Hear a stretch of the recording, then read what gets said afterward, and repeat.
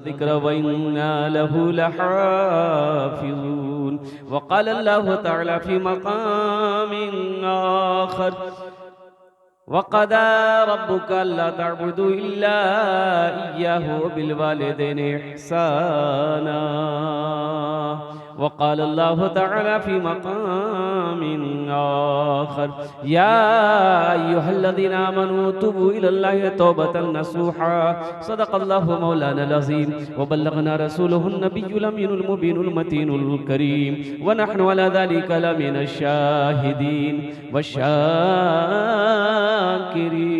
والحمد لله رب العالمين। Stage पे जलवाबार मुअज़्ज़ज़ उलमाए किराम व शुराए इज़ाम नक़ीब हिंदुस्तान,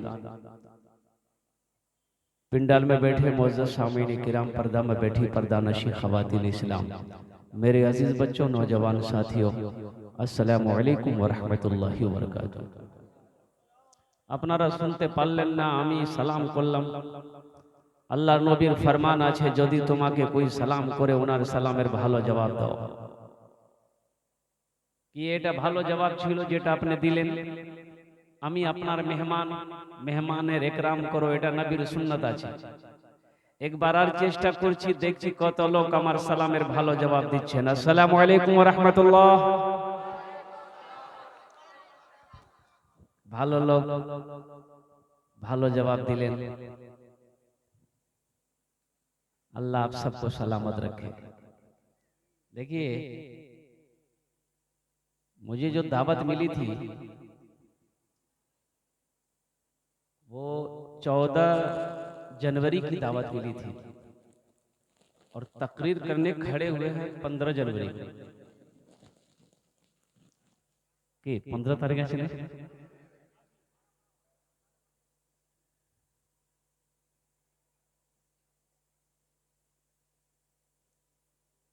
नकीब हिंदुस्तान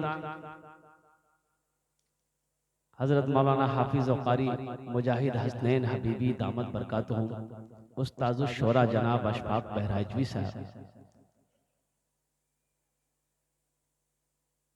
इन लोगों ने इस जलसे को यहाँ तक खींच कर लाया। अब कुछ देर का जलसा बचा है,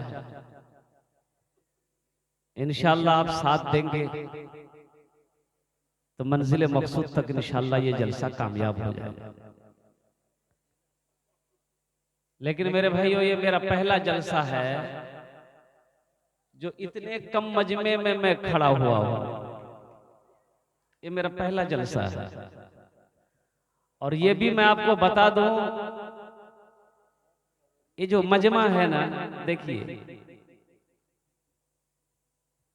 शायद के इस इलाके में मेरा पहली बार आना हुआ है।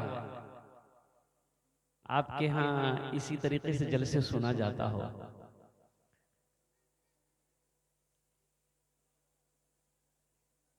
मैं कलकत्ता से, बिहार से भी, आज तो मैं बिहार से आया। रात में प्रोग्राम बिहार में था, ट्रेन पकड़ा, शताब्दी हावड़ा आया, वहां से ट्रेन पकड़ा, आपकी बारगाह तक आया। मैं वहां से चलकर आप यहां तक पहुंचा हूं। क्या आप मेरे लिए थोड़ा थोड़ा आगे बढ़ सकते हैं? इंशाअल्लाह मुझे उम्मीद है कि मेरी बात टाली नहीं जाएगी। वाह वाह वाह वाह, ये देखिए, देखते हैं कितने लोग तैयार हो रहे हैं मेहमान का इकराम करने के लिए। माशाअल्लाह, वाह वाह वाह वाह भाई वाह। इधर जो लोग खड़े हैं उनसे मेरी गुजारिश है, बाबू बैठ जाओ, सिमट जाइए। ज्यादा परेशान आपको हम नहीं करेंगे, बहुत जल्द मैं अपनी बातों को समेटने की कोशिश करूंगा। बैठ जाइए, बस संजीदा हो जाइए। देखिए, पहले जमाने में घड़ी नहीं थी, पहले जमाने में घड़ी नहीं थी। वो हमारे बुजुर्ग लोग जानते होंगे, घड़ी पहले जमाने में घड़ी नहीं थी। लोग टाइम कैसे पता करते थे? तो सूरज को देखते थे कि सूरज कहां तक पहुंचा है, साया कहां तक आया है, तो आदमी तजर्बा लगा लेते थे कितना होगा, 4 बजा होगा या 5 बजा होगा। तो उस जमाने में भी एक मुकर्रिर थे, तकरीर करते थे, लेकिन घड़ी थी नहीं। तो पता कैसे चले कि कितनी देर तकरीर करनी, कितनी देर बोलना? तो वो एक टेबलेट रखते थे अपने पास में। जब भी तकरीर करने खड़े होते बैठते तो एक टेबलेट मुंह में रख लेते थे। 1 घंटे में वो टेबलेट मुंह में घुल जाती थी, ये समझ जाते थे मेरा टाइम पूरा हो गया, 1 घंटा हो गया, माइक छोड़ देते थे, कुर्सी से नीचे उतर जाते थे। एक बार टेबलेट रखे, तकरीर शुरू किए, 1 घंटा हो गया, 1.5 घंटा हो गया, 2 घंटा हो गया, ना मुंह में टेबलेट घुल रही है ना ये माइक छोड़ रहा है। एक आदमी उठ के चला गया, बोला कि इतनी लंबी तकरीर नहीं सुन पाएंगे। एक नौजवान बैठा रह गया, तो हजरत ने पूछा कि बेटा सब चला गया, तुम क्यों नहीं गए? इससे पता चलता है कि मेरी तकरीर तुमको अच्छी लगी। तो नौजवान बोला कि नहीं, ऐसी बात नहीं है। बोला फिर क्या बात है? तो नौजवान बोला कि दरअसल बात यह है कि जिस कुर्सी पे बैठ के आप तकरीर कर रहे हैं वो कुर्सी मेरी है, जल्दी उठिए हम कुर्सी लेकर घर जाएंगे। तो हजरत ने सोचा कि भाई रोजाना ये टेबलेट भूल जाती थी, आज क्यों नहीं भूली? मुंह से जब टेबलेट निकाले तो देखते कि टेबलेट की जगह शेरवानी का बटन चला गया। इंशाल्लाह ज्यादा परेशान आपको नहीं करेंगे, 1 घंटे के अंदर में मैं अपनी बात को समेटने की कोशिश करूंगा। ये हमारे हजरत हाफिज और कारी मौलाना मोहिदुल इस्लाम साहब दामत बरकातहू, इनकी ख्वाहिश थी, इनका हुक्म था कि नहीं जलसे में आपको शिरकत करनी है। अल्लाह ने इस जलसे में शिरकत का मौका इनायत किया, और दुआ करें कि अल्लाह मेरे बोलने को, आपके सुनने को अपनी बारगाह में कबूल अता फरमा। बददुआइया कलिमात है, तौबा करके उठना, कबूलियत की घड़ी है। बस बहुत तेजी के साथ मैं आपको ये पैगाम पहुंचाना चाहता हूं। ये जो मजमा है और जो ये वक्त है, इस मजमे में दुआ की कबूलियत की 5 वजह है। कितनी वजह है बोलिए? सबसे पहली वजह मैं आपको बता दूं, उलमा फरमाते हैं कि जिस मजलिस में 40 मुसलमान हो, जिस मजलिस में 40 मुसलमान हो, उन 40 में से एक अल्लाह का वली होता है। सुभान अल्लाह बोल दो, सुभान अल्लाह। 40 मुसलमान नहीं है, कई 100 मजमा बैठा हुआ है, ना जाने कई अल्लाह के वली यहाँ पर बैठे होंगे। तो जिस मजलिस में अल्लाह का वली हो वहाँ दुआ मांगी जाए तो वो दुआ अल्लाह रद्द नहीं करते, बल्कि उस दुआ को अल्लाह पाक अपनी बारगाह में कबूल फरमाते हैं। सुभान अल्लाह। दुआ की कबूलियत की दूसरी वजह मैं आपको बता दूं, उलमा फरमाते हैं जिनकी दाढ़ियां सफेद हो जाए, जिनके बाल सफेद हो जाए, जब वो दुआ के लिए हाथ फैलाता है अल्लाह को शर्म आती है, उसकी दुआ को अल्लाह रद्द नहीं करते बल्कि अपनी बारगाह में कबूल फरमाते हैं। सुभान अल्लाह। सारे बुजुर्ग यहाँ बैठे हुए। और तीसरी वजह मैं आपको दुआ की कबूलियत की बता दूं, ये छोटा छोटा मासूम बच्चा देख लीजिए, रात 1 बजने को है, इनकी आंखों में नींद नहीं है, ये बच्चा जन्नती है। ये बच्चा क्या है बोलिए? जन्नती है।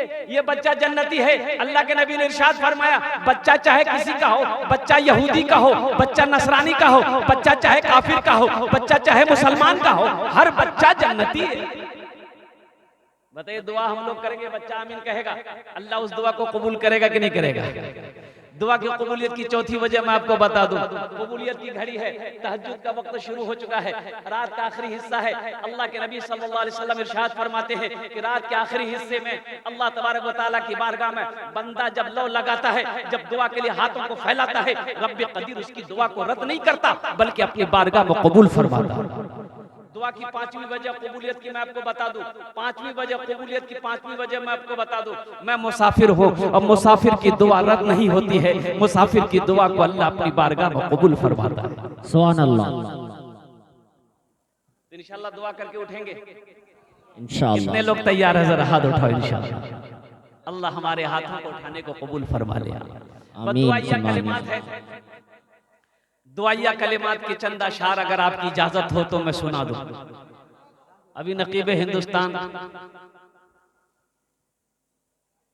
कारी मुजाहिद हसनैन हबीब साहबी साहब दामत बरकातुहू ने जो कहा आपसे कि मैं कुछ गुनगुनाता भी हूँ शेर व शायरी, तो वो जितनी तारीफ की है उतना नहीं हूं मैं।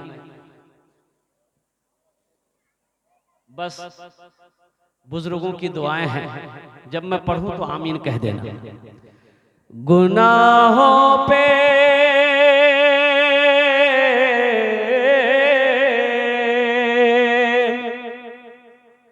गुनाहों पे हूँ शर्मिंदा,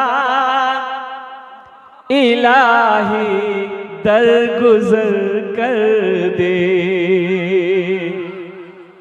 वहां देखिए सुभान अल्लाह बोल रहा, आमीन बोलना चाहिए, सुभान अल्लाह बोलना। कहाँ आमीन बोलना है, कहाँ सुभान अल्लाह बोलना है? भाई आमीन की जगह आमीन बोलो, सुभान अल्लाह की जगह सुभान अल्लाह बोलो। सर में दर्द है तो टेबलेट खाओ, ना के गर्दने उड़ा के फेंक दो। आमीन बोलबेन ना।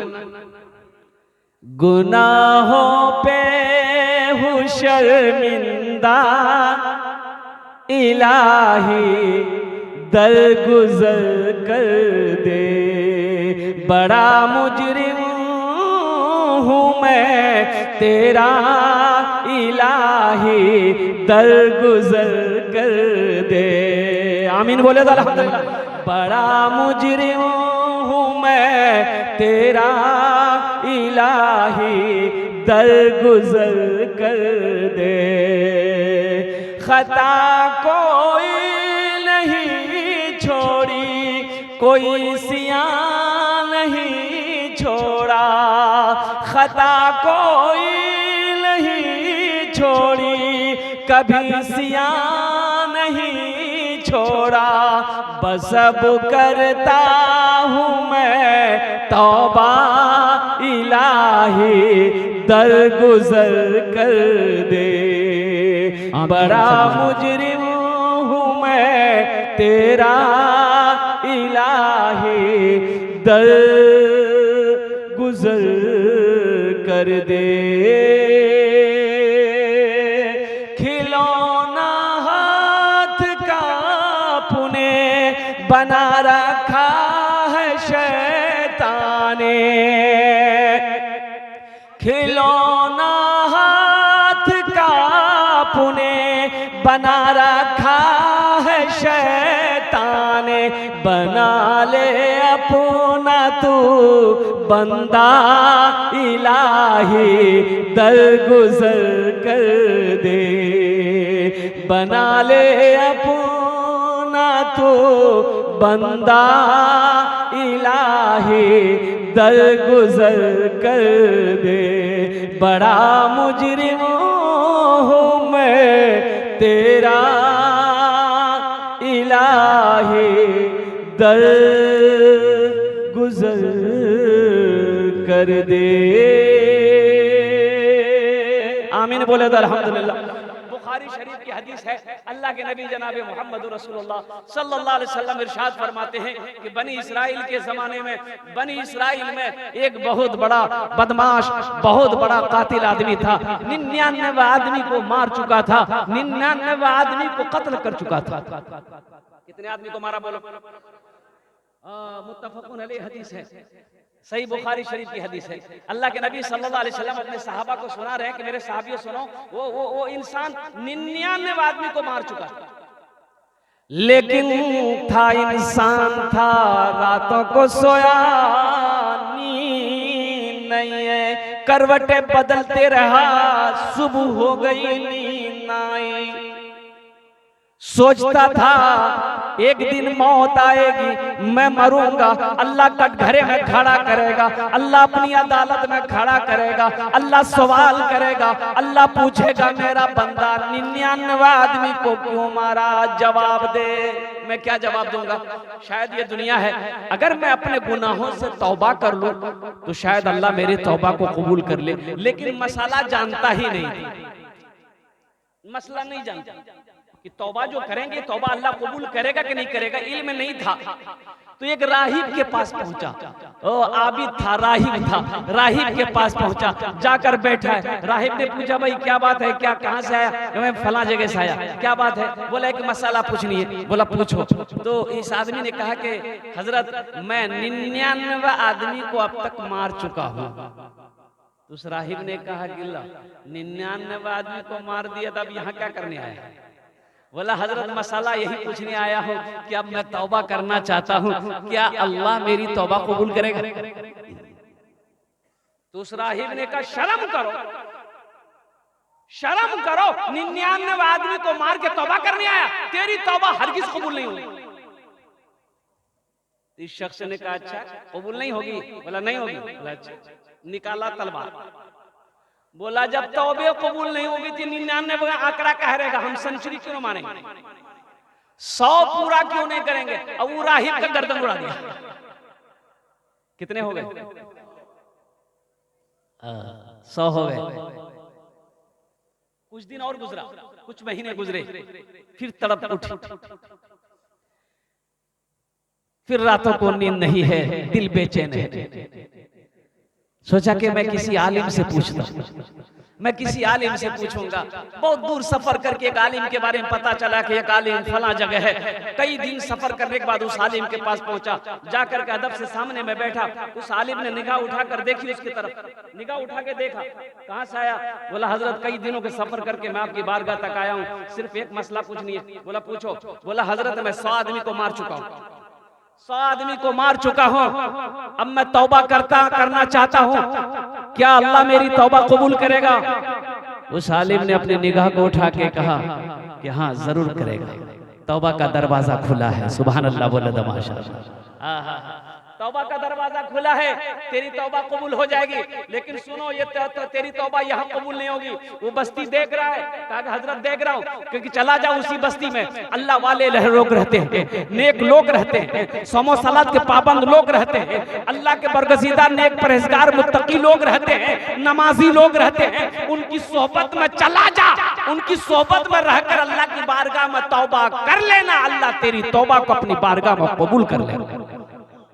अब बताया गया ये शख्स बड़ा खुश हुआ कि मेरी तौबा को अल्लाह कबूल करेगा। और वो हजरत से मिलके, वो हजरत की बस्ती से, आलिम के बस्ती से जैसे ही कुछ कदम निकला होगा, चला होगा, ठोकर लगी, ठोकर लगी, यूं मुंह के बल गिरा। हदीस के लफ्ज़ हैं कि यूं मुंह के बल गिरा, ये दोनों हाथ ऐसे लंबा, पेट के बल गिरा, और फिर उठना चाहा, उठ ना पाया, जिस्म साकित हो गया। अल्लाह अकबर कबीरा, जिस्म शुरू परवाज कर गई, हाथ ठंडा हो गया, सांसें रुक गई, आंखें बंद हो गई, जिस्म से रूह परवाज कर गया, वो शख्स इंतकाल कर गया। सफर है लंबा, कोई साथी नहीं मिलता, अकेला है दूल्हा, कोई बाराती नहीं मिलता, अकेला है दूल्हा, कोई बाराती नहीं मिलता। जहन्नम के फरिश्ते आ गए, इसे मैं जहन्नम में लेके जाऊंगा, 100 आदमी को कत्ल करने वाला है। जन्नत के फरिश्ते आ गए कि नहीं नहीं, इसे मैं जन्नत में लेकर जाऊंगा। ये सही है कि 100 आदमी का कातिल है ये, लेकिन ये तौबा करने जा रहा था। सुभान अल्लाह, बोला तो माशाअल्लाह, तौबा करने जा रहा था। अब बताए हदीस के लफ्ज ये हैं, ये दोनों फरिश्ते आपस में बहस कर रहे थे। जहन्नम वाले कह रहे थे जहन्नम में लेके जाएंगे, जन्नत वाले कह रहे थे जन्नत में लेके जाएंगे। अल्लाह ने तीसरे फरिश्ते को भेजा, तीसरे फरिश्ते को भेजा कि उन दोनों से कहो बहस ना करे, जमीन को मापे, जमीन को नापे, जमीन को मापे, जिस जगह मरा है वो जहां से निकला है उसका जिस्म, और वो जहां जा रहा था तौबा करने वहां की जमीन नापो। अगर जो बस्ती तौबा करने जा रहा था उसके जिस्म से अगर वो बस्ती करीब हो गई तो वो जन्नत में दाखिल होगा। अब जिस बस्ती से अभी निकला ही है उसी बस्ती के करीब अगर उसका जिस्म होगा वो जहन्नम में जाएगा। मैं लास्ट में बताने की कोशिश करूंगा कि ये शख्स अभी तो इस बस्ती से निकला ही था, वो बस्ती तो बहुत दूर थी। जन्नत में गया कि नहीं गया, ये जन्नत के अंदर में दाखिल हुआ कि नहीं हुआ, इंशाअल्लाह आप तैयार तो हैं भाई? हाँ हाँ हाँ, अच्छा साउंड आ जाएगा इंशाअल्लाह। मशीनरी सामान है, कभी कभी तेज है, कभी कम है। अल्लाह, माइक बड़ा अच्छा है, इसका नंबर ले लेंगे, कभी कलकत्ता इसको जरूर बुलाएंगे। नहीं, माइक अच्छा है और अच्छा माइक है।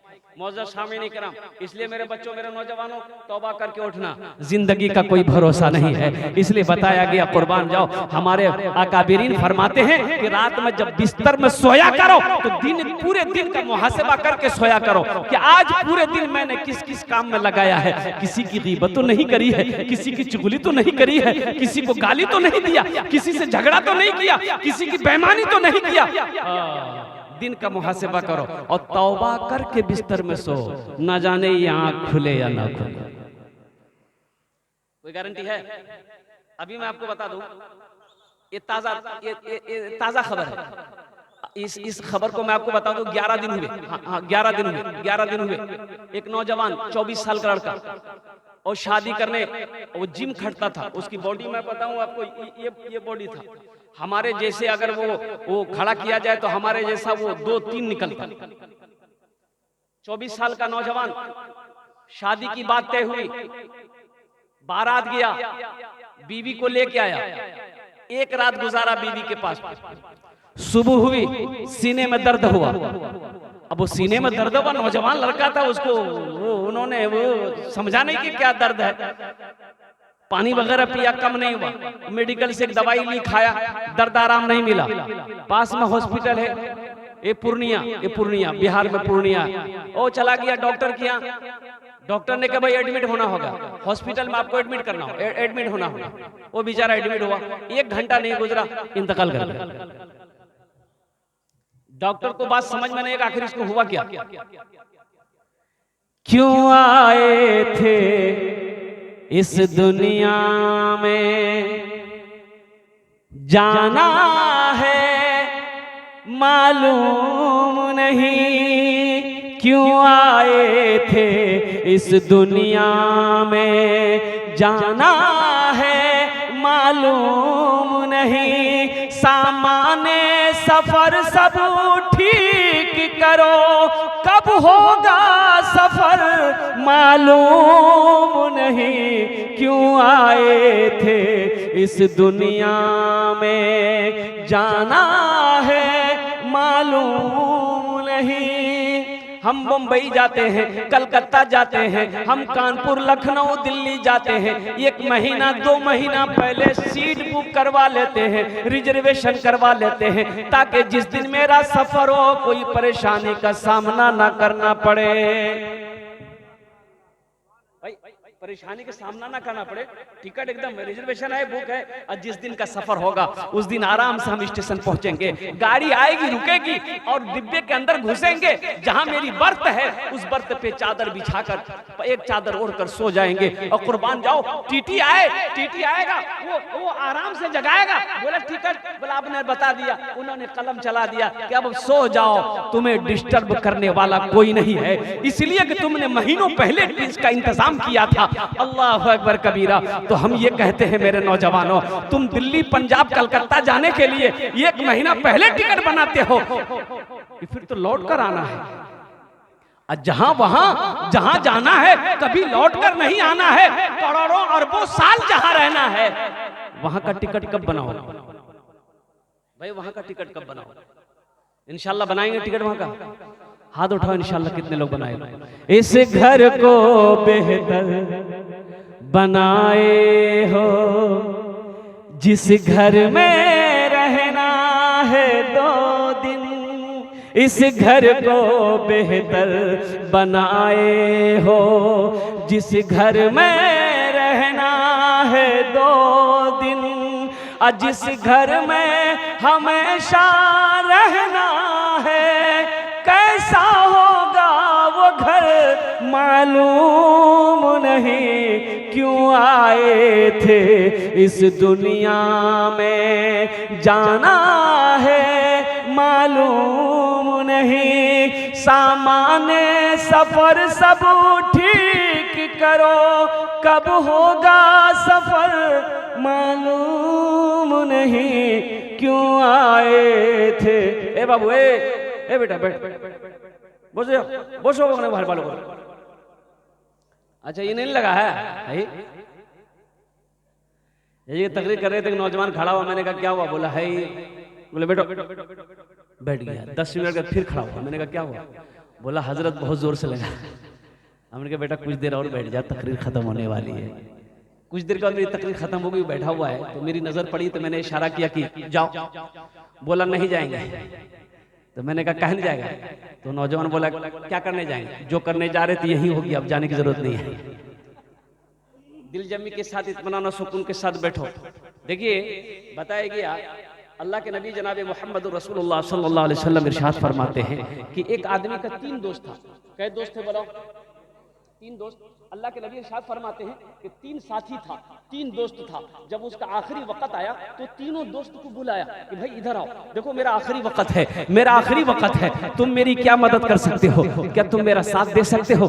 दूसरे से कहा भाई तुम मेरी क्या मदद कर सकते हो? तुम मेरा दोस्त हो, तुम मेरी मदद कर सकते हो। तीसरे से भी कहा, तो पहले ने कहा कि भाई दोस्त देखो तुमने हमको दोस्त बनाया है, लेकिन हम तुम्हारी इतनी मदद कर सकते हैं कि जैसे तुम बीमार हो जाओगे, महंगे से महंगे हॉस्पिटल में हम तुम्हारा इलाज करवा देंगे, महंगी से महंगी दवाई खरीद कर तुम्हें हम खिला देंगे, इसके अलावा हम कुछ नहीं कर सकते।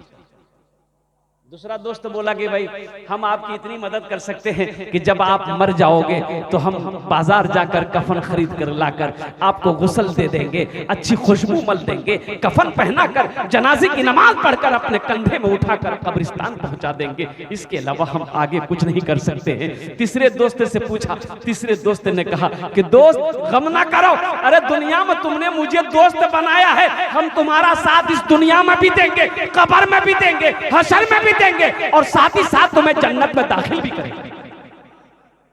अल्लाह के नबी सल्लल्लाहु अलैहि वसल्लम इरशाद फरमाते हैं कि जानते हो वो पहला दोस्त कौन था? वो पहला दोस्त बेटा था, बीवी थी, भाई थे, रिश्तेदार लोग थे। वो लोग यही कहे कि भाई हम इतना कर सकते हैं कि जब तुम मर जाओगे हम तुम्हें कफन पहना देंगे, गुस्ल दे देंगे, जनाजे की नमाज पढ़कर कंधे में उठाकर कब्रिस्तान तक पहुंचाकर मिट्टी दे देंगे, इसके अलावा कुछ नहीं कर सकते। और दूसरा दोस्त बोला वो कौन था जो महंगी दवाई खरीद कर खिलाने को तैयार था, महंगे हॉस्पिटल में दिखाने को तैयार था? वो माल था, वो दौलत थी, वो पैसा था। पैसा कह रहा था तू चिंता ना कर, तुमने मुझे अपना बनाया है, अब मुझे गले से लगाया है, हम अपोलो हॉस्पिटल में तुम्हारा इलाज करवा देंगे, बड़ा से बड़ा डॉक्टर से तुम्हारा इलाज करवा देंगे, लेकिन इसके अलावा हम कुछ नहीं कर सकते। और पैसा से क्या कर सकते भाई? और कुछ कर सकता पैसा? और तीसरा दोस्त जो था वो उन्होंने कहा कि भाई तुमने मुझे दोस्त बनाया है, तुम चिंता ना करो, हम तुम्हें इस दुनिया में भी साथ रहेंगे और कब्र में भी हम तुम्हारे साथ रहेंगे, हशर के मैदान में भी हम तुम्हारे साथ रहेंगे और साथ ही साथ तुम्हें अल्लाह की बारगाह में सिफारिश करवा कर तुम्हें जन्नत के अंदर में दाखिल भी फरमा देंगे। तो अल्लाह के नबी सल्लल्लाहु अलैहि वसल्लम ने इरशाद फरमाया कि जानते हो तीसरा दोस्त कौन था? वो तीसरा दोस्त अच्छे अमाल थे, वो अमाल जिन्होंने दुनिया के अंदर में उन्होंने बनाया था।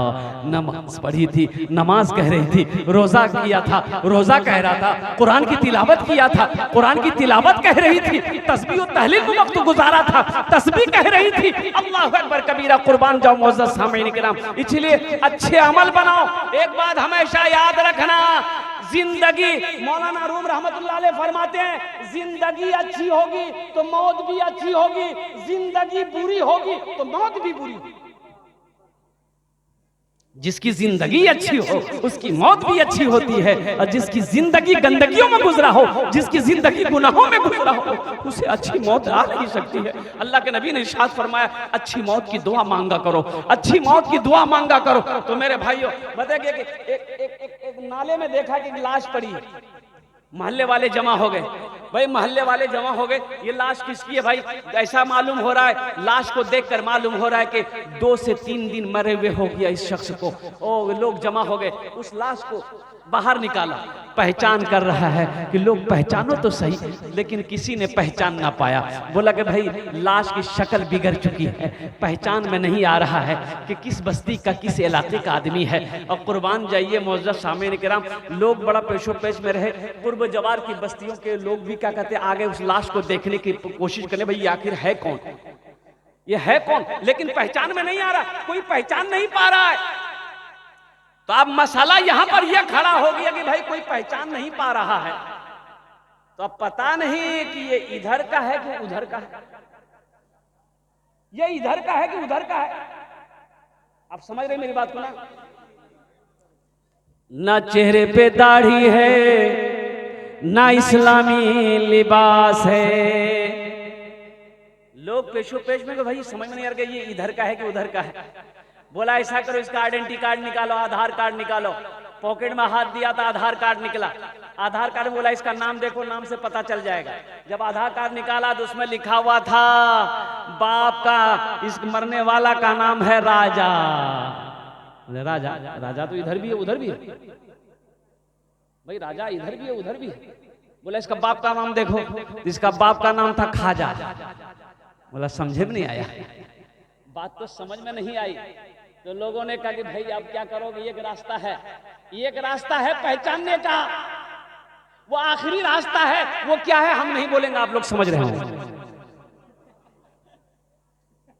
क्या? नौजवानों, तुम ये चाहते हो कि हमारी शनाख्त, हमारी पहचान मरने के बाद लोग इस तरह करें कि नाम से हमारी पहचान ना हो, शक्ल सूरत से हमें पहचाना ना जाए, लिबासों से हमारी पहचान ना हो, हमारी शर्मगाह को खोल कर लोग देखेंगे कि ये मुसलमान है कि नहीं है, ये नबी का कलमा पढ़ने वाला है कि नहीं है, ये दीन का दाई है कि नहीं।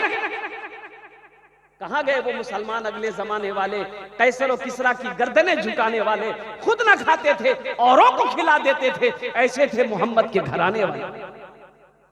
कहां गए वो नौजवान। आज तो हमारे बच्चों को, हमारे नौजवानों को मोबाइलों से फुर्सत नहीं है, व्हाट्सएप से फुर्सत नहीं है, फेसबुक से फुर्सत नहीं। कुरान की तिलावत कौन करेगा।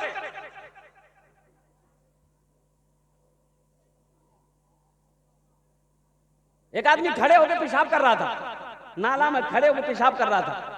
उसका नौजवान बेटा देख लिया, बोला अब्बा ये क्या कर रहे हैं आप। अरे मौलवी साहब मना करते हैं खड़े होकर पेशाब नहीं करना चाहिए। तो उसका अब्बा बोला तू मौलवी के चक्कर में पड़ गया।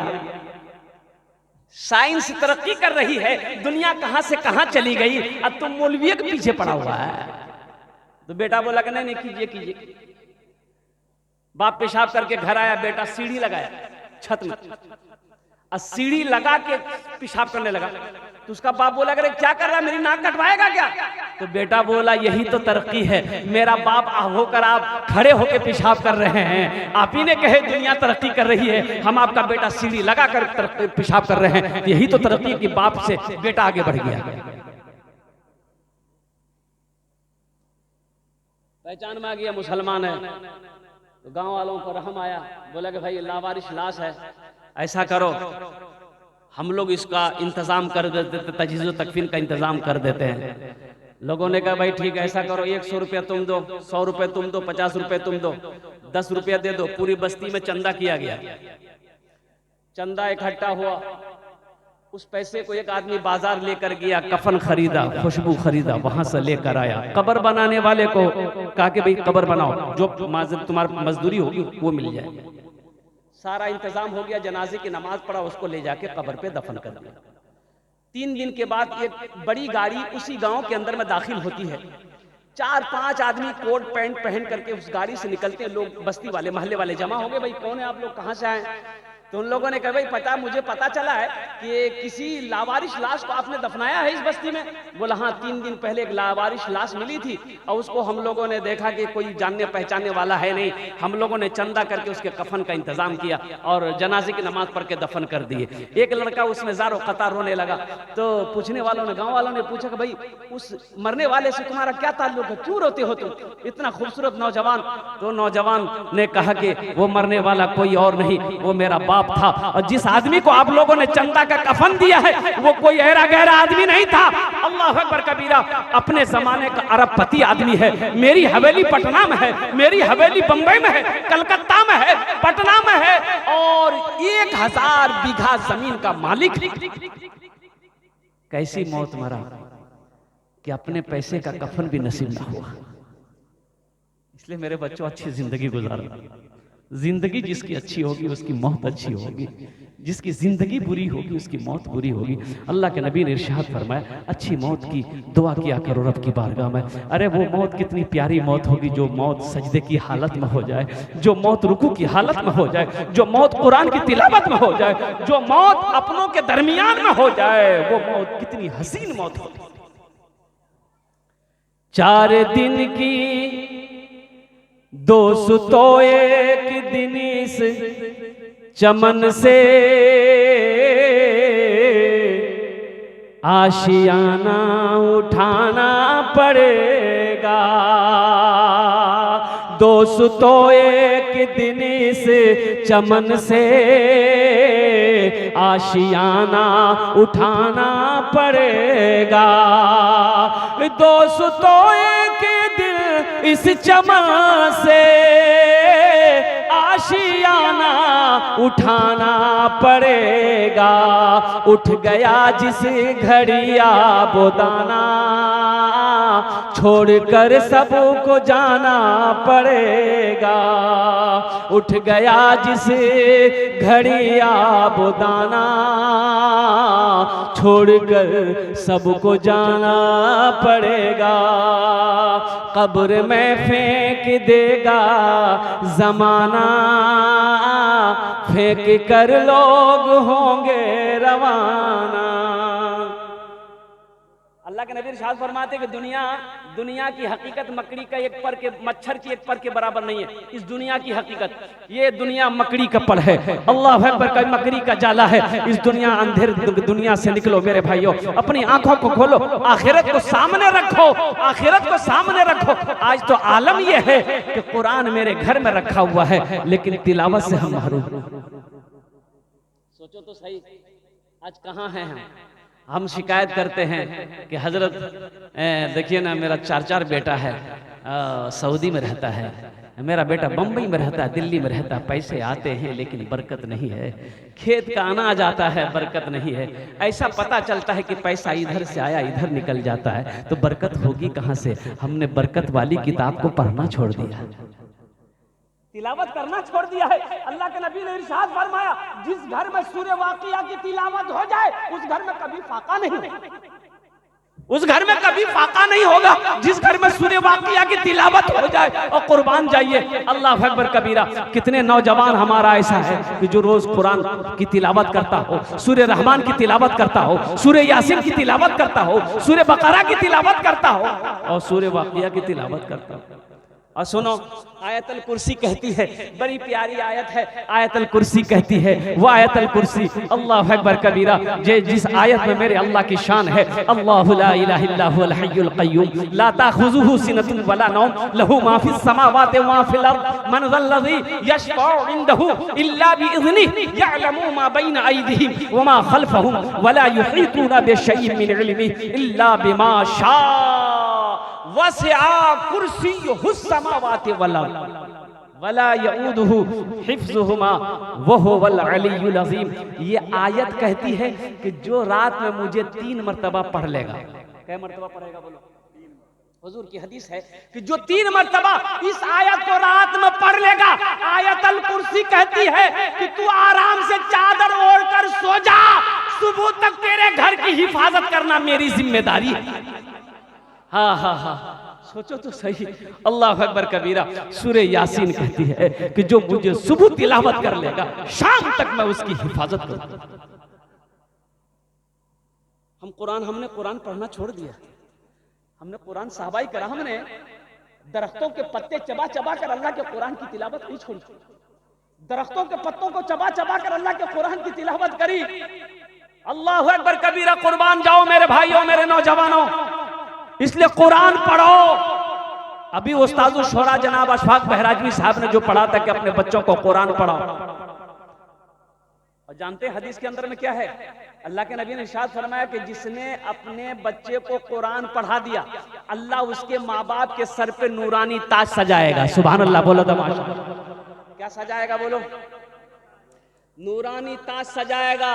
अल्लाह उसके बाप के सर पे ताज सजाएगा, माँ के सर पे ताज सजाएगा। अहले महशर ये पूछेगा अल्लाह के फरिश्ते से कि भाई ये लोग कौन है, ये जमात कौन सी जमात है जिनके सर पे ये ताज है, और उस ताज के अंदर में कितनी रोशनी होगी? अल्लाह के नबी ने इरशाद फरमाया, हजरत मास बिन जबल रज़ी अल्लाह ताला अन्हु रावी हैं, अल्लाह के नबी ने इरशाद फरमाया, वो मास, ये इस ताज के अंदर में इतनी रोशनी होगी कि सूरज की रोशनी उसके सामने फीकी पड़ जाएगी। पहले महशरियों पूछेंगे अल्लाह के फरिश्ते से, भाई ये कौन है? कोई अंबिया में से है, सिद्दीकीन की जमात है, सालिहीन की जमात है, शोहदा की जमात है, ये लोग कौन है? तो अल्लाह के फरिश्ते कहेंगे नहीं नहीं नहीं, ये सिद्दीकीन की जमात वाले नहीं है, सालिहीन की जमात वाले नहीं है, शोहदा की जमात वाले नहीं है, कि वह कोई अंबिया नहीं है, बल्कि वो माँ बाप है जिन्होंने दुनिया के अंदर में अपने बेटे को कुरान पढ़ा, जिन्होंने दुनिया के अंदर में अपने बच्चे को कुरान पढ़ाया, जिन्होंने दुनिया के अंदर में अपने बच्चे को हाफिज कुरान बनाया, जिन्होंने दुनिया के अंदर में अपने बेटे को आलिम दीन बनाया था, ये वो माँ बाप हैं जिनके सरों पे अल्लाह ताज पहनाएगा। तो इंशाअल्लाह अपने बच्चों को कुरान पढ़ाएंगे। कितने लोग तैयार है? जरा हाथ उठाओ इंशाअल्लाह। हाँ हाँ हाँ, हशर के मैदान में वो लोग भी हसरत से हसरत से अफसोस करेंगे, हाथों को मलेंगे, काश हम भी अपने बेटे को हाफिज कुरान बनाए होते, काश हम भी अपने बेटे को कुरान पढ़ाए होते, आलिम दीन बनाए होते, तो आज मेरे सर पे भी अल्लाह ताज सजाता, आज मेरे सर पे भी ताज होता। कुर्बान जाओ, जिसका बेटा हाफिज कुरान हो गया उसका मकाम क्या कहना है, उसका मकाम क्या है। मैंने जो ये झलक बता दी, लेकिन सुनिए, एक हाफिज कुरान 10 आदमी को जन्नत में लेकर जाएगा। कितने को लेकर जाएगा बोलिए? 10 आदमी को लेकर जाएगा। किसको लेकर जाएगा? जिसके ऊपर में जहन्नम वाजिब है, जिसके ऊपर में फरमान मिल गया, अल्लाह का फरमान जारी हो गया, ये जहन्नम में जाएगा, जहन्नम में जाएगा, जहन्नम में जाएगा। जहन्नमी लोग जहन्नम में है, ये अल्लाह का मेहमान हाफिज कुरान को अल्लाह हुक्म देगा, कुरान पढ़ता जा, कुरान पढ़ता जा। और एक रिवायत में है कि ये हाफिज कुरान कुरान पढ़ता जाएगा, इसका दर्जा और इसके बाप का दर्जा को अल्लाह बुलंद करता चला जाएगा। बाप का भी दर्जा को अल्लाह बढ़ाएगा, माँ के दर्जा को भी अल्लाह बढ़ाता चला जाएगा, हाफिज कुरान के भी दर्जे को अल्लाह बढ़ाता चला जाएगा। यह सूरह फातिहा से शुरू करेगा, सूरह वन्नास तक पहुंचेगा, उसकी वहां पर मंजिल होगी हाफिज कुरान।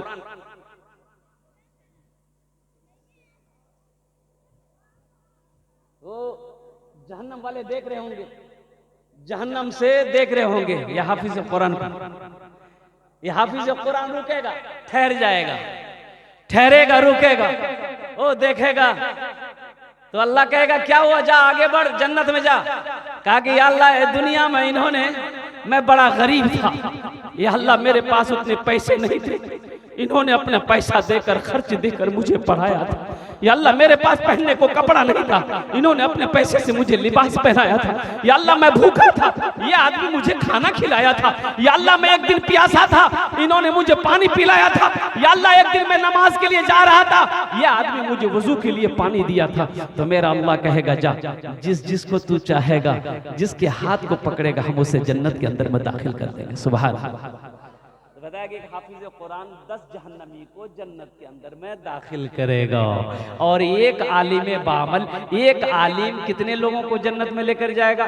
400 आदमी को जन्नत में लेकर जाएगा। सुभान अल्लाह, बोला दो माशाअल्लाह। एक आलिम दीन 400 आदमी को जन्नत में लेकर जाएगा। एक हाफिज कुरान 10 आदमी को जन्नत में लेकर जाएगा। अब वो जिसको चाहेगा उसको लेकर जाएगा। ये चचा हो, मामा हो, खाला हो, खालू हो, फुफा हो, भाई हो, पड़ोसी हो, मोहल्ला वाला हो, जिसको जानता हो उसको भी ले जा सकता है, वो जिसको नहीं जानता है उसको भी ले जा सकता है। वो जिसको चाहे, हाफिज कुरान जिसको चाहे जन्नत में लेकर जा सकता है। 10 आदमी को जन्नत में लेकर जाएगा। तो क्या आप नहीं चाहते हैं कि हाफिज कुरान मेरा दोस्त बन जाए? भाई हाफिज कुरान से दोस्ती करेंगे भाई, जो हाफिज। और सुनिए, एक हदीस में आपको सुनाता चलूं। यमन का हाकिम हजरत मुआज बिन जबल को अल्लाह के नबी ने बनाया कि मुआज तुम यमन चले जाओ, हाकिम बना दिया, तुम यमन के हाकिम, सफर की तैयारी शुरू करो। हजरत मुआज बिन जबल सफर की तैयारी मुकम्मल कर चुके, अब सुबह निकलना है, मदीने पाक की सरजमीन है। हजरत मुआज बिन जबल सारी तैयारी से लेस हैं। अल्लाह के नबी तशरीफ लाए, इरशाद फरमाया मुआज सफर के लिए तैयार हो? कहा कि या रसूल अल्लाह मैं तैयार हूँ। कहा कि सवारी पे बैठ जाओ। ऊंट को इशारा किया, ऊंट बैठ गया। तो अल्लाह के नबी ने फरमाया मुआज ऊंट पर बैठ जाओ, मुआज ऊंट पर बैठ जाओ। हजरत मुआज अल्लाह के नबी के हुक्म का सुनना था, ऊंट पर बैठ गया, ऊंट खड़ा हुआ। अल्लाह के नबी ने यूं रस्सी पकड़ी, ऊंट की रस्सी यूं ऊंट की पकड़ी। आगे आगे अल्लाह के नबी जा रहे हैं और पीछे पीछे ऊंट आ रहा है। उस ऊंट पर बैठा हजरत मुआज बिन जबल है। कुछ कदम चले होंगे, हजरत मुआज बिन जबल के आंखों में आंसू आ गए, बदन कांपने लगा। कहा या रसूल अल्लाह ये बेअदबी है, आप मेरे आका हैं, आप पैदल चल रहे हैं, मैं सवारी में चल रहा हूँ, ये मुआज बर्दाश्त नहीं कर सकता। अल्लाह के नबी ने इरशाद फरमाया मुआज बैठा रहा, ये मेरा हुक्म है, बैठा रहा। हम तुम्हारी इज्जत नहीं कर रहे हैं, तुम्हारे सीने में जो अल्लाह का कुरान है हम उसकी इज्जत कर रहे हैं। ए मुआज सुनो, जिसके सीने में अल्लाह का कुरान होता है वो अल्लाह का दोस्त होता है। जिसके सीने में अल्लाह का कुरान होता है वो अल्लाह का दोस्त होता है। तो मेरे भाइयों, हाफिज कुरान की इज्जत कीजिए, हाफिज कुरान का इकराम कीजिए, उलमा इकराम का इकराम कीजिए, उनकी खिदमत कीजिए, उनकी दुआएं लीजिए। इसलिए कि देखिए बाज लोग उलमा इकराम से बुग़्ज़ रखते हैं, अल्लाह अकबर कबीरा, मदरसों से बुग़्ज़ रखते हैं। भाई मदरसा में आप मदद नहीं करेंगे, ताउन नहीं करेंगे, ये मदरसा कैसे चलेगा? जानते हैं मस्जिद अल्लाह का घर, मदरसा रसूलुल्लाह का घर। मस्जिद अल्लाह का घर है, मदरसा रसूलुल्लाह का घर है। अल्लाह के नबी जब मदीना हिजरत फरमा कर तशरीफ ले गए, मस्जिद नबी की बुनियाद रखी, मस्जिद नबी के कोने में एक मदरसा खोला अल्लाह के नबी ने। पढ़ने वाले कौन थे? सहाबा कराम थे। पढ़ाने वाले इमामुल अंबिया थे। और वो किताब कौन सी किताब? अल्लाह का कुरान था, अल्लाह का कुरान था। तो मेरे भाइयों, हाफिज कुरान को दोस्त बनाओगे? कितने लोग बनाओगे? जरा हाथ उठाओ, इंशाअल्लाह हम दुआ करेंगे। अल्हम्दुलिल्लाह। शायद यही बच्चा मेरे हाथों को पकड़कर जन्नत के अंदर में दाखिल कर दे। ज्यादा नहीं, आप लोगों ने चंदा पहले भी दे दिया है। हम 500 रुपया से मांगेंगे। हालांकि अगर मैं चंदा भी करता, अल्हम्दुलिल्लाह, जनाब मोहिदुल इस्लाम साहब दामद बरकात, इनको पता नहीं है, अल्हम्दुलिल्लाह, तो काफी लोग तैयार हो जाते। ऐसे ऐसे शेर इस मजमे में मौजूद है। मुझे 5 आदमी चाहिए, 500 रुपए वाले इस मदरसे के लिए। अल्हम्दुलिल्लाह, वाह वाह वाह। भाई एक कागज कलम ले लीजिए, थोड़ा नाम लिखते जाइए। मुझे 5 आदमी चाहिए इंशाल्लाह। है कोई दूसरा नौजवान? एक भाई मेरा और तैयार हुआ है, दूसरा भाई है, माशाल्लाह। नाम लिखते जाइए, जल्दी जल्दी लिखिए, माशाल्लाह। भाई तीसरा भाई मेरा कोई है? वही तीसरा भाई मेरा वहां हाथ उठाए, माशाल्लाह। देखिए चौथा भाई मेरा, वो भी आ गए है। भाई एक भाई और तैयार हो जाइए। 5 भाई हो, मैंने 5 आदमी को मांगा है, मैं 5 आदमी के लिए दुआ करूंगा। एक भाई देखिए इधर से हाथ उठा रहे हैं, हजरत ये देखिए हाथ उठा रहे हैं, माशाल्लाह। 500 रुपए, ज्यादा नहीं हम मांग रहे हैं। ये देखिए इशारा कर रहे हैं, देखिए भाई ले लीजिए, भाई ले लिए। जिनके पास नगद है नगद दे दिया, नगद नहीं है तो उधार लिखा दी, माशाल्लाह। भाई 5 आदमी हुए, 5 आदमी और जुड़ जाइए इंशाल्लाह। 10 आदमी कम से कम जुड़िए थे मेरे भाई, 500 रुपए वाले। देखिए ये वो मजमा है, ये सखी लोग हैं कि यहाँ अगर मैं 20,000, 25,000, 50,000 से भी शुरू करता तो इंशाल्लाह बात खाली नहीं जाती, कोई ना कोई अल्लाह का बंदा तैयार हो जाता। अल्हम्दुलिल्लाह सखी लोग हैं, देने वाला है, लेने वाला होना चाहिए था। छठे नंबर पे कोई एक आदमी भाई तैयार हो जाए, भाई 500 रुपए देने वाला इंशाल्लाह। एक हाफिज कुरान को अपना दोस्त बना लो। 500 रुपए ज्यादा नहीं, हम आपसे सिर्फ 500 रुपए का सवाल किए। और कोई लोग हैं देने वाले? भाई जल्दी जल्दी आइए ना। वो देखिए एक भाई मेरा पॉकेट में हाथ दिया है, माशाल्लाह। हे देखिए, आइए जल्दी जल्दी आइए। 10 आदमी तैयार हो जाइए।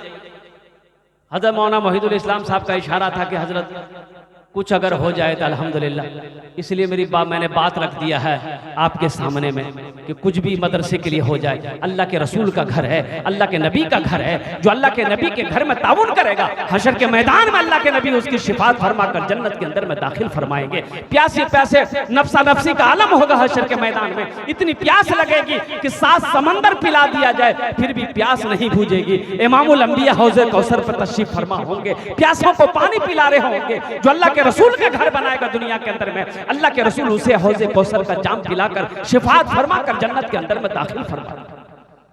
आइए भाई आइए। और कोई भाई हैं? भाई हम ज्यादा नहीं मांगे आपसे, सिर्फ 500 रुपए का सवाल है। और कोई मेरा भाई नकद है, नकद दे दो, नकद नहीं तो कम से कम 10 आदमी तैयार हो। भाई 10 आदमी हुए? भाई 10 आदमी नहीं हुए? क्या आदमी हुए?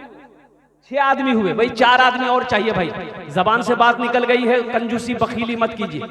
500 रुपया से क्या होने वाला है? चौक चौराहे में 500 रुपए लेके दुकान में बैठिए, यूं खत्म हो जाएंगे, पता नहीं चलेगा, पता ही नहीं चलेगा किधर चला गया। आज ये पैसा यहाँ दे दोगे, अल्लाह के बैंक में जमा हो जाएगा। कहाँ जमा होगा बोलिए? अल्लाह के बैंक में जमा हो जाएगा। और सुनिए, ये पैसा आप मौलाना मोहिदुल इस्लाम साहब के हाथों में नहीं दे रहे हैं, नहीं, ये पैसा पहले अल्लाह के हाथ में जाता है। हदीस के लफ्ज यही है कि जब कोई बंदा अल्लाह के रास्ते में किसी को कुछ देता है, ताउन करता है, मदद करता है, तो वो पैसा, वो माल, वो चीज सबसे पहले अल्लाह के हाथ में जाता है, फिर किसी के हाथ में आता है। ये 500 रुपए आप दे रहे हैं, ये अल्लाह के हाथ में जा रहा है। और ये पैसा मेरे नौजवानों सुनो, यहाँ नहीं दोगे चौक चौराहे पे खर्च हो जाएगा, दुकान में खर्च हो जाएगा, घर के मशरब में खर्च हो जाएगा, अल्लाह अकबर कबीरा। लेकिन यहाँ ये पैसा दे दोगे, अल्लाह के बैंक में जमा हो जाएगा। पैसे का काम है खर्च होना, खर्च होता रहेगा, लेकिन मुकद्दस है वो पैसा, बड़ा प्यारा है वो पैसा जो अल्लाह के रास्ते में खर्च हो जाए, अल्लाह के बैंक में जमा हो जाए। अच्छा, इंशाल्लाह 500-500 रुपए वाले आ गए भाई। 100-200 रुपए वाले हैं कोई जिसके जेब में 100-200 रुपया करके हो? इंशाल्लाह है भाई, है 100-200 रुपया है? अरे है तो पॉकेट में हाथ दीजिए ना, इंशाल्लाह। सोचते क्या है, 100-200 रुपया है, लेकर आइए ना हाफिज कुरान के नाम पर, इंशाल्लाह अपने अपने पॉकेट में हाथ दीजिए। है तो दे दीजिए, नहीं तो अल्लाह माफ करेगा। बस ज़हन को हाजिर कीजिए। मैं अज़मत कुरान आपको बताने वाला हूँ कि अज़मत कुरान क्या है, कुरान से मोहब्बत करने वाले का मकाम क्या है, और जो कुरान से मोहब्बत करेगा अल्लाह उसे कैसे उठाता है। कुरान तो ये कहता है, माशाअल्लाह। एक भाई ने भी 500 रुपए ला कर दे दिया है। जग भाई यहाँ पर चादर बिछी हुई है, जिनको जो देना होगा लाकर आप दे दीजिएगा, इसलिए कि आपने पहले भी चंदा दिया है। ये तो इशारा हमारे तरफ से किया गया है, तो अल्हम्दुलिल्लाह मैंने इस पर रोशनी डाल दी है। तो मौजूद सामईन किराम, ये पैसा क्या है अब मैं आपको बता दूं, अब मैं आपको बताता चलूं अल्लाह के रास्ते में खर्च करना क्या है। मदीने में एक आदमी को शहद की जरूरत पड़ी, उसकी बीवी को बच्चा पैदा होने वाला था, गरीब आदमी था, बहुत गरीब आदमी। बीवी को बच्चे की विलादत का वक्त करीब है, दर्द ज़ेब में मुब्तला है, लेकिन उस वक्त शहद चाहिए। दाई ने कहा कि अगर थोड़ा सा शहद मिल जाए, इसको चटाने से, खिलाने से इसका कहवा बना देंगे, हलवा बन जाएगी, खाएगी तो बच्चे की पैदाइश आराम से हो जाएगी। अब ये गरीब आदमी पड़ोसी के पास गया कि भाई थोड़ा शहद है तो दे दो। पड़ोसी ने कहा भाई शहद होता हम तुमको दे देते, मेरे पास तो है नहीं। कई लोगों के पास गया, किसी ने नहीं दिया, इसलिए कि किसी के पास था नहीं। वल्लाह वाले मुझे सब। उसी में एक आदमी ने कहा तुम्हें शहद चाहिए, बोला हाँ मुझे शहद चाहिए। बोला देखो मदीने से बाहर ये काफिला आ रहा है, उस काफिले में चले जाओ तुम्हें शहद मिल जाएगा, उस काफिले में चले जाओ तुम्हें शहद मिल जाएगा। ये शख्स बड़ा खुश हुआ, मदीने से बाहर निकला, देखा ये काफिला आ रहा है, खड़ा रहा, और जैसे ही ऊंट की कतारें आ रही है, तो जो सबसे पहले आगे में ऊंट बांध था उसको इशारा दिया, रोका। ओ ऊंट वाला रोका। ऊंट वाले ने कहा भाई क्या बात है? बोला देखिए मैं गरीब हूँ, मेरी बीवी को बच्चे की विलादत होने वाली है, बच्चे की पैदाइश का वक्त है, मुझे थोड़ा सा शहद चाहिए, अगर आप लोगों के दरमियान में किसी के पास शहद हो तो मुझे दे दीजिए। बोला अच्छा रुको।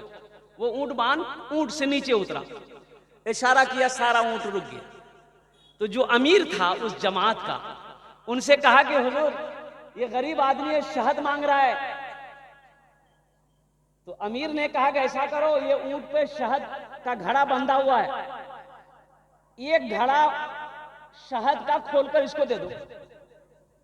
अब वो घड़ा कैसे बंधा हुआ, जैसे ऊंट की पीठ है ये घड़ा रस्सी से एक घड़े को इधर बांधा गया, एक घड़े को ऐसे बांधा गया, तो रस्सी ऐसे थी, ये घड़ा दोनों लटक रहा था। तीन लोगों ने अमीर से कहा कि हुजूर एक घड़ा अगर इसको दे देंगे तो फिर एक घड़ा को ऊंट पर कैसे लेकर जाएंगे, बैलेंस गड़बड़ा ना जाएगा। तो उस अमीर ने कहा कि दोनों घड़ा शहद का दे दो। सुभान अल्लाह बोलो तो माशाअल्लाह, दोनों घड़ा दे दो। तो फिर ऊंटवान ने कहा हुजूर हम दोनों तो दे दें, लेकिन ये गरीब आदमी लेके जाएगा कैसे? तो अमीर ने कहा ऊंट भी दे दो, ऊंट भी दे दो। और कुर्बान जाइए, वो अमीर कौन थे जानते हैं? इसी का नाम हजरत उस्मान गनी रदी अल्लाह ताला अन्हु थे, दामादे मुस्तफा है, खलीफाए सौम थे। अल्लाह अकबर कबीरा। हजरत उस्मान गनी रदी अल्लाह ताला अन्हु ने इरशाद फरमाया ऊंट भी दे दो, शहद भी दे दो, और इनके घर तक पहुंचा। अल्लाह के रास्ते में खर्च करने का जो मजा है, जो लुत्फ है। एक साहबी आया अल्लाह के नबी की बारगाह में कि या रसूल अल्लाह सल्लल्लाहु अलैहि वसल्लम, मेरे माँ बाप आप पर कुर्बान हो, ये मेरा पड़ोसी मेरे ऊपर में जुल्म कर रहा है, ये इनके आंगन में ये खजूर का पेड़ है, या रसूल अल्लाह उसकी शाखें उनकी डालें मेरे आंगन की तरफ है, वो पकी पकी खजूरें गिरती है ना, तो मेरा बच्चा भूखा रहता है, उसे उठा के कभी खा लेता है। वो मेरा पड़ोसी अपने आंगन से आता है, मेरे बच्चों के हाथों से खजूरें छीन लेता है, और जो बच्चा मेरा मुंह में खजूर होता है उंगली डाल के निकाल लेता है।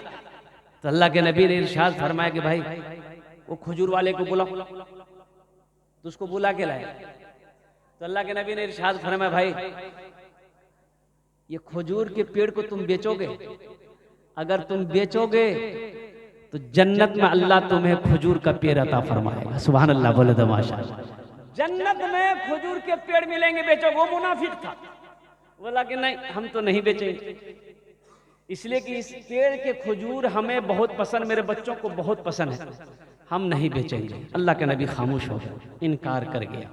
एक सहाबी बैठे हुए ये वाकया सुन रहे थे, और उस सहाबी का नाम था हजरत अबू दहदा रदी अल्लाह ताला अन्हु।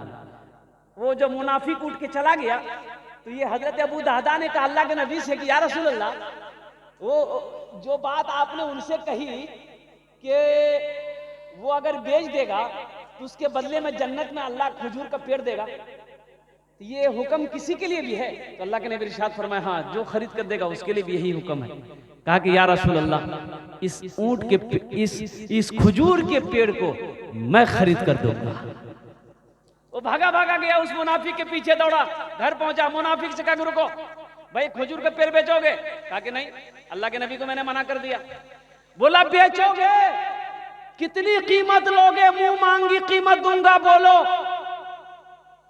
तो मुनाफिक को तो बेचना था नहीं, उन्होंने कहा कि ऐसा करो, तुम्हारा जो बाग है ना, बाग हजरत अबू दादा का एक बाग था खजूरों का, 600 पेड़ थे उसमें।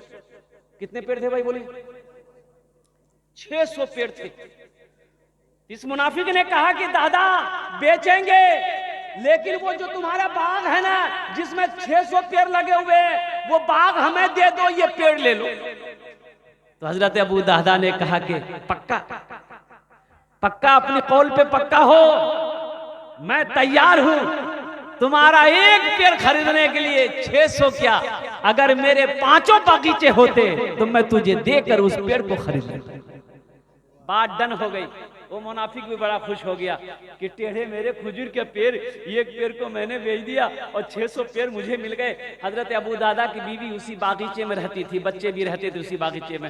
हजरत अबू दादा दरवाजे पे गए, अंदर भी नहीं गए, अंदर भी नहीं गए, बाहर ही दरवाजे पे आवाज लगाई, अपनी बीवी को आवाज दिया कि ऐसा करो बागीचे से निकल जाओ, मैंने इस पेड़ को, मैंने इस बागीचे को बेच दिया है, जन्नत में खजूर के पेड़ के बदले में मैंने बीवी भी बड़ी खुश हो गई। हजरत अबू दादा के पॉकेट में जो पैसा था, जो दिरहम थे खजूर के बेचे हुए, वो पैसा भी निकाल कर उसी बगीचे के अंदर में रख दिया। अल्लाह के नबी की बारगाह में आया, कहा कि या रसूल अल्लाह, मैंने वो पेड़ खरीद लिया है। अल्लाह के नबी मुस्कुराते हैं, इरशाद फरमाते हैं, अबू दादा सुनो, तुमने वो पेड़ खरीद कर मुझे दे दिया है, तो सुनो मेरा फैसला भी अब बदल गया है। मैं अपनी आंखों से देख रहा हूं कि अल्लाह तेरे लिए जन्नत में लाखों महल को तैयार कर रखा है। मेरे भाइयों, मेरे नौजवानों, अल्लाह के रास्ते में खर्च करना सीखो, अल्लाह के रास्ते में देना सीखो। ये मदरसों में मदरसे में पढ़ने वाले बच्चे, जानते हो इन बच्चों का मकाम क्या है? ये बच्चे जो मदरसे में पढ़ते हैं, इनका मकाम क्या है? ये बच्चे वो बच्चे हैं, अगर दुआ के लिए हाथ फैला दे तो जमीन और आसमान के दरमियान में कोई पर्दा नहीं जो इसकी दुआ को रोक सके। अल्लाह कभी तौफीक दे तो मदरसे में वक्त गुजारिए, अल्लाह तौफीक दे 10 मिनट 5 मिनट के लिए मदरसे में बैठिए, ताकि अल्लाह आपके गुनाहों को माफ करे। आजमत कुरान, कुरान के बारे में बताया गया, ये ऐसी किताब है कि जिस किताब, ऐसी किताब है कि ना ऐसी किताब आई है ना सुबह क़यामत तक कभी ऐसी किताब आए। दुनिया में कोई ऐसी किताब हो, बताइए हमको, कि जिस किताब को आदमी छू ले तो अल्लाह सवाब दे दे? है कोई किताब है भाई? भाई कोई किताब है दुनिया में? ऐसी कोई किताब है कि जिस किताब को आदमी देख ले तो अल्लाह उसके गुनाहों को माफ कर दे? हुजूर की हदीस, अल्लाह के नबी ने इरशाद फरमाया, जो कुरान को देखेगा अल्लाह उसके गुनाहों को माफ करेगा। जो कुरान को देखेगा अल्लाह उसके गुनाहों को माफ करेगा। जो कुरान को छुएगा अल्लाह छूने का सवाब देगा। जो कुरान को सुनेगा अल्लाह सुनने का सवाब देगा। और जो कुरान को पढ़ेगा उसका मकाम क्या है? अल्लाह उसे जमीन से उठाकर आसमान की बुलंदी पे पहुंचा देगा। कुरान की तिलावत कीजिए, अपने बच्चों को कुरान पढ़ाइए, अपनी बच्चियों को कुरान पढ़ाइए, घर के अंदर में कुरान की तिलावत करवाइए। अल्लाह अकबर कबीरा। और साथ ही साथ अल्लाह तौफीक दे तो मदरसों के अंदर में ताउन कीजिए, मदरसों के बच्चों को एक वक्त का खाना खिला दीजिए। वहाँ के जो असातिज़ाए किराम हैं उनको दावत करके एक वक्त का खाना खिलाकर अपने पॉकेट में हाथ दो, जो भी मिले मुसाफा की शक्ल में उसके हाथों में दे दो। फिर देखो अल्लाह किस रास्ते से आपकी मदद करता है। अरे किसी को देने से घटता थोड़े, किसी को देने से घटता है, किसी को खिलाने से कम होता है। अल्लाह अकबर कबीरा। कुर्बान जाए मौलाना मोहिदुल इस्लाम साहब दामद बरकातुम, ये मदरसा ये चला रहे हैं, मदरसा रहमानिया। अल्लाह अकबर कबीरा। अल्लाह के रसूल का घर है, अल्लाह के नबी का घर है। इस मदरसे में अगर 1500 रुपया महीना में अगर आप दे दोगे तो क्या आप गरीब हो जाओगे? आपका चूल्हा बंद हो जाएगा, आपका कारोबार बंद हो जाएगा? नहीं होगा। अल्लाह के नबी ने इरशाद फरमाया, जिस माल में से लोग अल्लाह के रास्ते में खर्च कर दे, कसम खाई अल्लाह के नबी ने, उस माल में कमी आ ही नहीं सकती है, उस दौलत में कमी आ ही नहीं सकती। न दौलत रहेगी न पैसा रहेगा, अकेले कब्र में तू लेटा रहेगा। न दौलत रहेगी न पैसा रहेगा, अकेले कब्र में तू लेटा रहेगा। न दौलत रहेगी न पैसा रहेगा, अकेले कब्र में तू लेटा रहेगा। छुटी तुझसे दुनिया की हर माल दौलत के 2 गज कफन में लपेटा रहेगा। न बेटी रहेगी न बेटा रहेगा, अकेले कब्र में तू लेटा रहेगा। इंशाअल्लाह मदरसे की ताउन करेंगे, हाथ उठाएं इंशाअल्लाह। अल्हम्दुलिल्लाह मदरसे की ताउन करेंगे, असातिज़ाए किराम की खिदमत करेंगे, उलमाए किराम की खिदमत करेंगे, आइमाए मसाजिद की खिदमत करेंगे, हुफ़ाज़े किराम की खिदमत करेंगे। अल्लाह तौफीक देगा, अल्लाह के रास्ते में हमेशा खर्च करते रहेंगे। मेरा अल्लाह कहता है हमने तुम्हें माल दिया है, तुम खर्च करते रहो, तुम खर्च करते रहोगे, हम तुम्हें देते रहेंगे। अगर तुम रोक लोगे तो हम भी रोक लेंगे।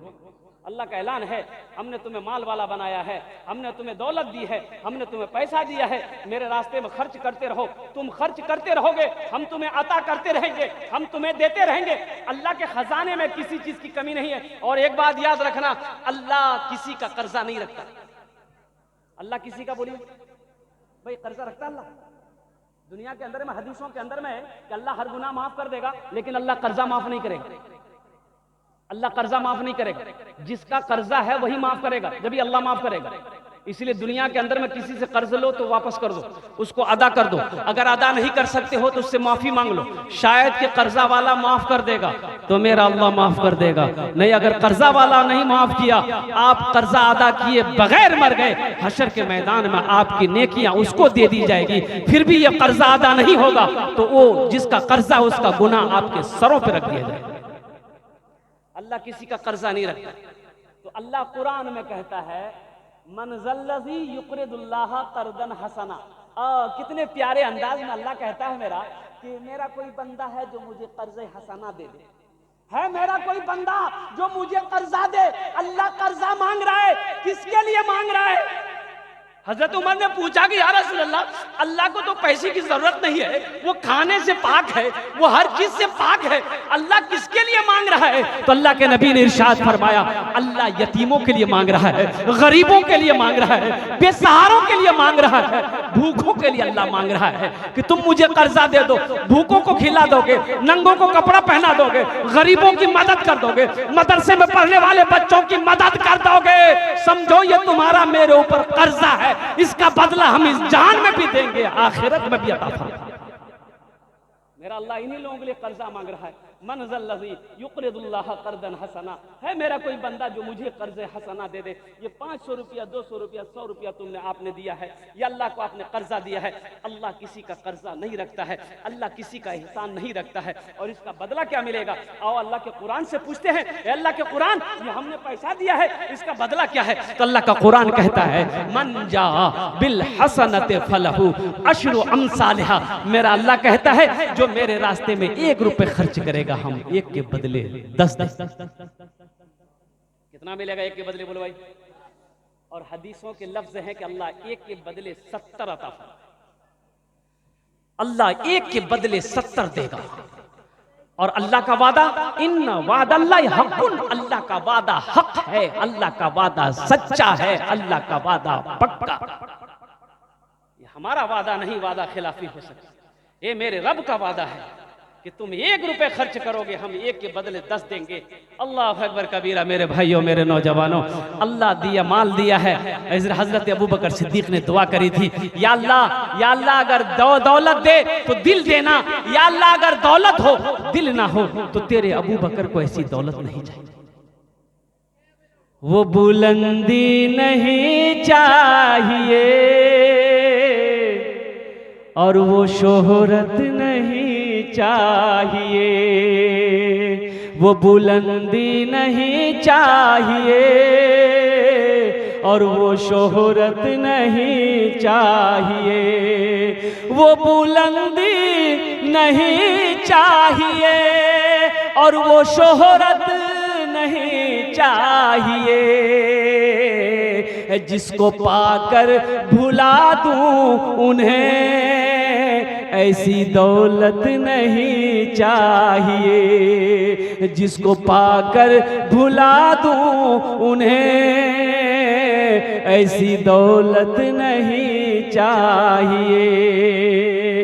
जब मैं पहुंचूंगा शहरे नबी, उनसे जाकर कहूँगा यही, जिंदगी भर यहाँ से मुझे अब इजाजत नहीं चाहिए।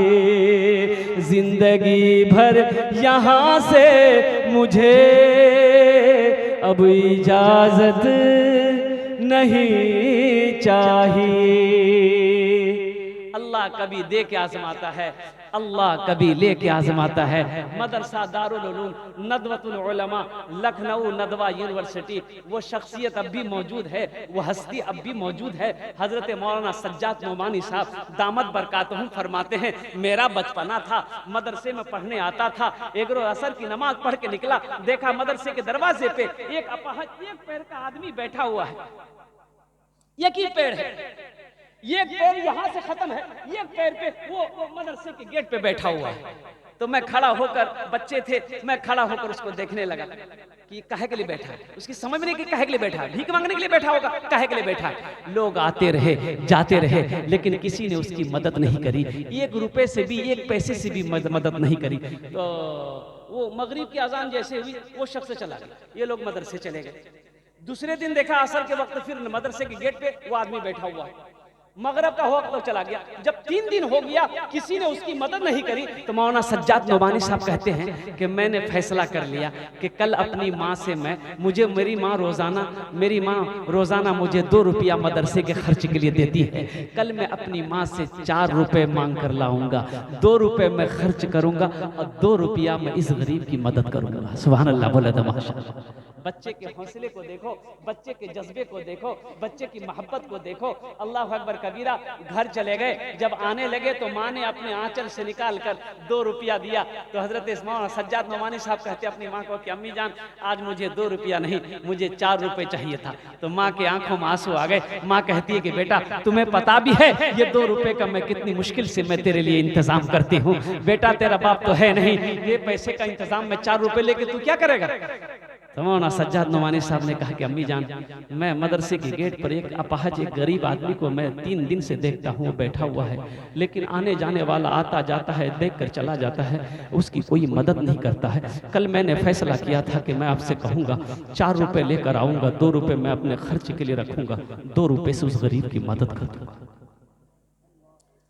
उसकी माँ दुपट्टे से आंखों के आंसू पोंछती है, कहती है कि मेरे लाल जरा इधर करीब आ जा, मेरे सीने से लग जा, तेरे जज्बे को सलाम, तेरे जज्बे को सलाम मेरा बेटा। अरे मेरा बेटा भी आखिर तू बेटा है मेरा बेटा, गम ना कर, तेरी माँ के पास पैसा नहीं है तो क्या हुआ, मेरे हाथों में सोने के कंगन किस दिन काम आएंगे। सुभान अल्लाह बोला।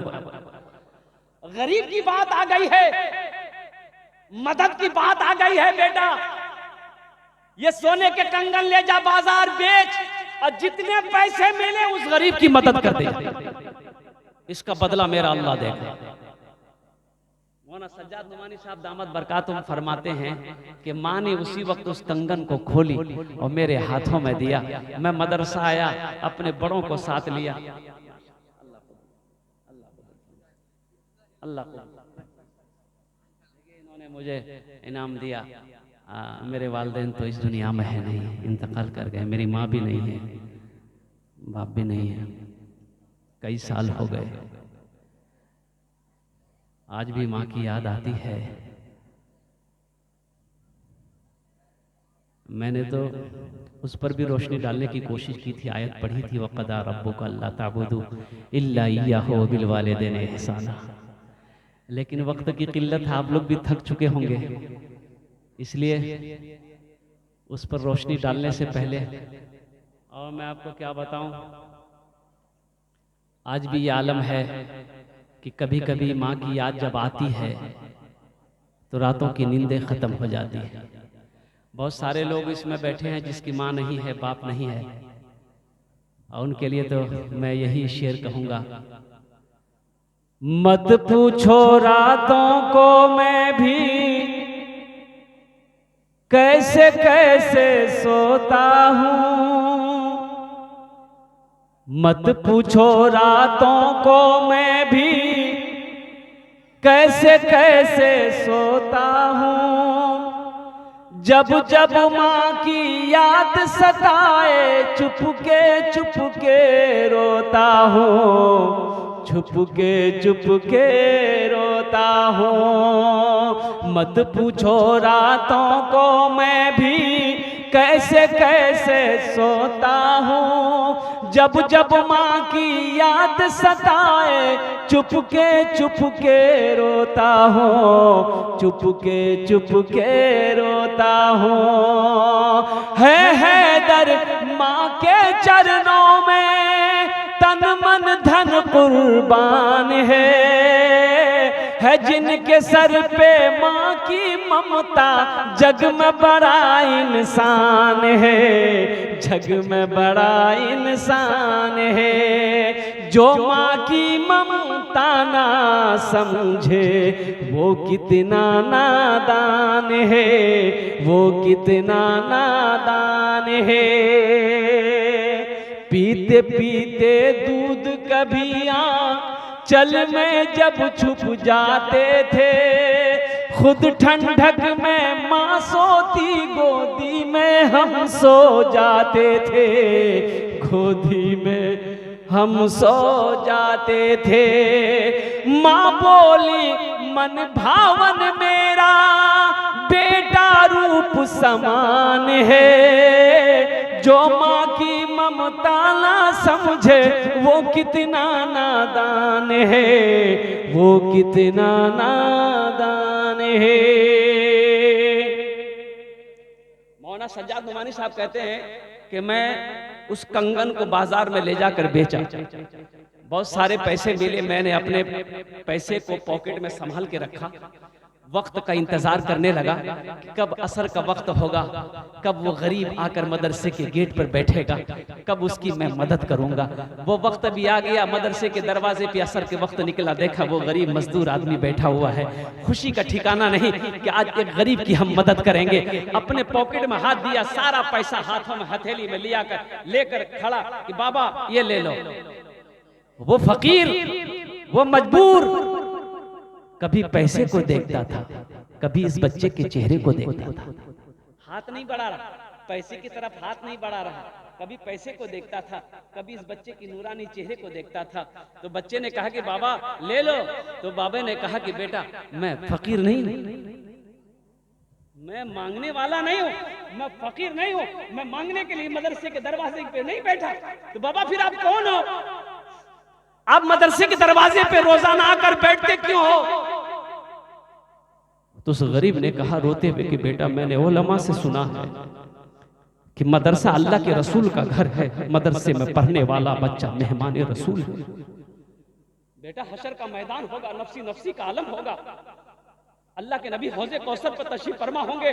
अल्लाह के नबी ने अगर पूछ लिया कि दुनिया में मेरे घर में पढ़ने वाले मेरे मेहमान रसूल की खिदमत करी थी, खाना खिलाया था, कपड़ा पहनाया था, पानी पिलाया था, तो बेटा सुनो, मैं गरीब आदमी हूं, मेरे पास एक ही पैर है, एक पैर से रिक्शा चलाकर मैं अपने अहलो अयाल की पेट को भरता हूं, एक वक्त की रोटी मैं उसे खिलाता हूं। बेटा मेरे पास उतना पैसा नहीं है कि हम दावत करके तुमको खाना खिला सके, मेरे पास पैसा नहीं है कि हम कपड़ा खरीद कर तुम्हें पहना सके। बेटा मैं अपना कीमती 1 घंटा वक्त निकाल कर इस दरवाजे पे मैं बैठा रहता हूं ताकि तुम लोग मदरसे से आते रहो जाते रहो, हम तुम लोगों का चेहरे का दीदार करते रहे। हशर के मैदान में अल्लाह के रसूल को हम यही कह देंगे, या रसूल अल्लाह, हम खिला तो नहीं पाए, पिला तो नहीं पाए, पहना तो नहीं पाए, लेकिन अपना 1 घंटा वक्त निकाल कर आपके मेहमान का चेहरे का दीदार कर लिया। बड़े अकाबिरीन को ये बात पता चली मदरसे के अंदर में, वो लोग बाहर निकले, सीने से लगाया इस मजदूर को, अल्लाह अकबर कबीरा, अंदर ले गए, मसनद पे बिठाया, बड़ी खातिर तवाज़ो करी। तो मेरे भाइयों मेरे दोस्तों, अल्लाह के रास्ते में खर्च करने से माल बढ़ता है, किसी को खिलाने से माल बढ़ता है, खाने में अल्लाह बरकत देता है। और मदरसे अल्लाह के नबी, अल्लाह सुनो, देखिए एक बात याद रखिएगा, ये मदरसे दीन के किले हैं।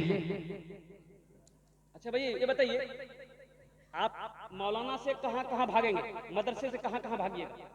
अब गौर कीजिएगा, गौर करने का मकाम है। बस इंपॉर्टेंट बात बता के मैं आपको अपनी बात को मैं पूरी करूंगा, इसलिए वक्त नहीं है। 4 बजे मेरी ट्रेन है और बस 2 बजने वाला है, 1.5 घंटा होने वाला है। आप मदरसे से कहां कहां भागोगे, उलमा से कहां कहां से भागोगे? बच्चा घर के अंदर में पैदा हुआ, बच्चे के कान में अजान देनी है, अजान कौन देगा बोलिए भाई, कौन देगा अजान बोलिए, कौन देगा अजान? मौलाना की जरूरत है कि नहीं कि वकील साहब अजान देंगे? भाई मौलाना साहब को बोला अजान दे दो। दाहिने कान में अजान दिया हजरत ने, बाएं कान में तकबीर पुकारी। अच्छा बच्चे का नाम रखना है तो कौन रखेगा? प्रोफेसर साहब नाम रखेगा, दादा रखेंगे, नाना रखेगा कि मौली साहब रखेंगे? दादा दादी नाना नानी से रखवाओगे तो ऐसे ही नाम रहेंगे, ऐसे ही नाम रहेंगे। एक बच्चा खिदमत कर रहा था, 13-14 साल का लड़का था, वो बिहार का, तो मैंने कहा बड़ा अच्छा लगा, तो मैंने कहा बेटा नाम बता, नाम क्या है तुम्हारा? तो वो लड़का बोला नहीं मुझे शर्म आ रही है हजरत नाम बताने में। हम बोले बोल तो सही, नाम बताने में कैसी शर्म, बोल बोल बोल बोल। तो बोला हजरत मेरा नाम है फटकन। बोले फटकन ये कौन नाम है रे? तो बोला नहीं मेरा दादा नाम रखा था। तो हमने कहा कि तुम्हारा दादा का नाम क्या है? बोला मेरा दादा का नाम था लटकन। ठीक है, तुम फटकते रहोगे वो लटकते रहेगा। एक निकाह पढ़ाने गए, लड़का का नाम लिख लिए, लड़की का नाम पूछे भाई लड़की का नाम बोलो। एक नौजवान बोला लिखिए, बोले बोलो, वो चुप हो गया। अपने साथी को बोला भाई तुम ही बोल दो, हमको भी शर्म आ रही। तो दूसरा सा लड़का बोला हजरत लिखिए, हम बोला बोलो, वो भी चुप हो गया। वो दूसरा तीसरे को बोला भाई तुम ही बोल दो, हमको भी शर्म आ रही है। तो तीसरा बोला हजरत लिखिए, हम बोला अल्लाह का बंदा बोलेगा भी कि खाली लिखिए लिखिए बोलो, नाम बताना लड़की का नाम क्या है? वो भी चुप हो गया। चौथे को बोला भाई तुम ही बोल दो, हमने बोले। चौथा भी नहीं बोला। एक दादा मियाँ बूढ़े मियाँ बैठे हुए थे, उनको बोला कि दादा आप ही बोल दिए। तो दादा मियाँ बोले कि हजरत का है गुस्सा रहे हैं, लिखिए लड़की का नाम। हम बोले बोलिए, बोला लिखिए लड़की का नाम है घोड़ी बेगम। हम बोले घोड़ी बेगम, ये घोड़ा घोड़ी की निकाह पढ़ाने आए हैं? ये घोड़ा घोड़ी का निकाह पढ़ाने के लिए आए हैं? कुर्बान जाओ मेरे भाइयों। देखिए वक्त की किल्लत है, ये मदरसा ही से पैगाम जाएगा। दीन मदरसे से फैलता है, मदरसे से फैलता है दीन। अच्छा बताइए, अब बच्चे का नाम रखना है, मौलाना साहब से रुजू करो, मुफ्ती साहब से, हाफिज साहब से, कारी साहब से रुजू करो, अच्छे नाम रखो। अल्लाह के नबी ने इरशाद फरमाया अपने बच्चे का अच्छा नाम रखो। नाम का जात पर असर होता है, जिसका नाम जैसा होगा वैसा वैसा बच्चे के अंदर में असरात पैदा होंगे।